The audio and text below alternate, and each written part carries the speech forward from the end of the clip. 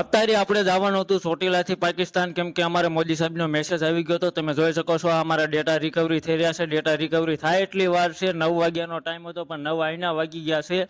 कितने तेजस्वी लोग हैं हमारे पास, कितने शानदार विचार रखते हैं। મારવાના છે. 20 કિલોમીટર આગળ છે ને 5 મિનિટ રહી છે ને 9 વાગે પૂગવાનું છે રાય ને આ 9 વાગે નહીં પૂગે એટલે માણા મારવાના છે. તો ફાઇનલી આપણે ચોટીલાથી નીકળી ગયા છે. જો ઈ પેલા પાકિસ્તાન વાળા હુમલો કરે ઈ પેલા આપણે અહીંયા જઈને હુમલો કરી દેવાનો છે. જો એની પેલા આપણે નહીં પૂગ્યા તો એવડાઈ આપણી ઉપર હુમલો કરી દીશે.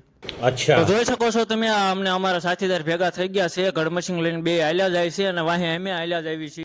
ફાઇનલી આપણે કાશ્મીરમાં પહોંચી ગયા છે. તમે જોઈ શકો છો, કેમ કે અત્યારે બરફ ને એવું તો કઈ હોતું નથી, કેમ કે તડકો એવો છે ને ભાઈ, તડકાના હિસાબે બરફ ને એવું કઈ દેખાતું નથી.